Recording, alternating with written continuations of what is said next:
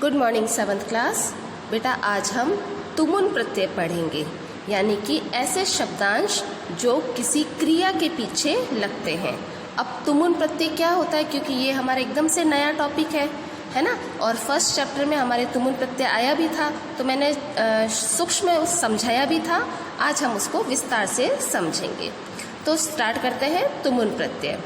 तुमुन प्रत्यय का प्रयोग हिंदी में के लिए, इन अर्थों के लिए किया जाता है। ठीक है, जैसे खादी तुम, खाद का मतलब होता है खाना और तुमुन का मतलब होता है के लिए, तो खादी तुम का मतलब हो गया खाने के लिए। इसी तरीके से पढ़ी तुम, पढ़ने के लिए, हंसी तुम, हंसने के लिए। तुमुन प्रत्यय में क्या होता है, पीछे तुम बसता है। किसी भी क्रिया के पीछे अगर तुमुन प्रत्यय लगेगा तो या तो तुम बचेगा या कहीं कहीं पर तुम का तुम बन जाता है और कहीं कहीं पर धुम बन जाता है। अब कहाँ कैसे बनता है, तो ये हमें उसकी टेबल याद करनी होगी। ठीक है, तो तुमुन में तुम या धुम बन जाता है। जैसे पठ में तुमुन लगा तो पठी तुम, दृश में दृश तुम और लब में लब धुम बनेगा। अब तुमुन प्रत्यय अव्यय होते हैं, प्रत्यय होते हैं, है ना, तो ये किसी भी क्रिया के पीछे लगेगा और उसका अर्थ बदल देगा। जैसे लिखती, लिख का मतलब होता है लिखना, लेखी तुम, लिख में तुमुन प्रत्यय लगा तो लेखी तुम और अर्थ बन गया लिखने के लिए। खाद में तुमुन लगा, खादी तुम, इसका अर्थ हो गया खाने के लिए। क्रीड, क्रीड का मतलब खेलना, तुमुन प्रत्यय लगा तो क्रीडी तुम, अर्थ हो गया खेलने के लिए। चल यानी चलना और तुमुन प्रत्यय लगा तो चली तुम, इसका अर्थ हो गया चलने के लिए। धाव में धावी तुम यानी दौड़ने के लिए। ज्ञा, ज्ञा यानी जानना तो ज्ञा तुम, अर्थ हो गया जानने के लिए। हंस, हंस का मतलब हंसना और तुमुन प्रत्यय लगा तो हंसी तुम, अर्थ हो गया हंसने के लिए। दा का मतलब देना, तुमुन प्रत्यय लगते ही दातुम, अर्थ हो गया देने के लिए। श्रोतुम, श्रु धातु है और तुमुन प्रत्यय लगा तो श्रोतुम, सुनने के लिए। गातुम, गाने के लिए। गा धातु और तुमुन प्रत्यय लगा तो शब्द बना गातुम। फिर आनयति, आ उपसर्ग है, नी धातु है और तुमुन प्रत्यय, तो शब्द बनेगा आने तुम। आने तुम का मतलब हो गया आने के लिए।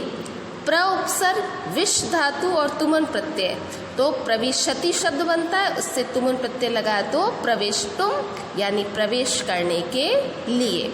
वि उपसर्ग, स्मृ धातु और तुमुन प्रत्यय, तो विस्मृतुम यानी भूलने के लिए। उत उपसर्ग है, स्था धातु है और तुमुन प्रत्यय है।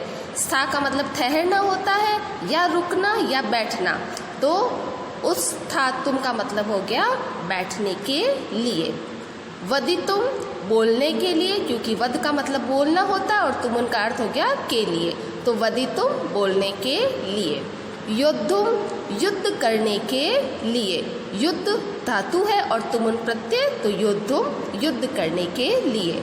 चिंतयितुम, चिंता करने के लिए या सोचने के लिए।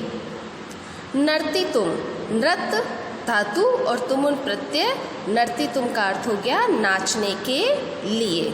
स्थातुम, स्था का मतलब ठहरना, बैठना या रुकना और तिष्ठ धातु होता है, तो शब्द बनेगा स्थातुम यानी ठहरने के लिए। गंतुम, गम यानी जाना और तुमुन प्रत्यय लगा तो गंतुम जाने के लिए। तो बेटा इसी तरीके से हम सारी क्रियाओं में पीछे तुमुन लगाएंगे और क्रिया का अर्थ चेंज हो जाएगा। अब कुछ सेंटेंस है कि कहाँ इनका प्रयोग होता है तुमुन प्रत्यय का, जो हम पढ़ के समझते हैं। जैसे सह लेखितुम इच्छति, लेखितुम का मतलब होता है लिखने के लिए, क्योंकि लिख का मतलब लिखना और तुमुन का मतलब के लिए, तो लेखितुम का अर्थ हो गया लिखने के लिए। तो सह लेखितुम इच्छति, वह लिखने के लिए इच्छा करता है। वत्सः क्षीरम पातुम इच्छति, वत्सः यानी पुत्र, क्षीरम यानी दूध, पातुम यानी पीने के लिए, इच्छति यानी इच्छा करता है। धावितुम, धावितुम यानी दौड़ने के लिए। तो चोरः धावितुम इच्छति, चोर दौड़ने की इच्छा कर रहा है या चोर दौड़ने के लिए इच्छा कर रहा है। गोपालकः दुग्धम दातुम इच्छति, गोपाल यानी ग्वाला दूध देने के लिए गच्छति यानी जा रहा है। छात्रः पठितुम विद्यालयम गच्छति, छात्र पढ़ने के लिए विद्यालय जाते हैं। सः अर्चितुम इच्छति, वह पूजा करने के लिए इच्छा करता है। ते कार्यम कर्तुम इच्छन्ति, वे कार्य करने के लिए इच्छा करते हैं। सा पातुम इच्छति, वह पीने के लिए इच्छा कर रहा है। ठीक है, तो बेटा इसी तरीके से ये तुमुन प्रत्यय के शब्द और सेंटेंस बनते हैं जो हमने पढ़े। तो आई होप आपको ये प्रत्यय अच्छे से समझ में आया होगा। धन्यवाद।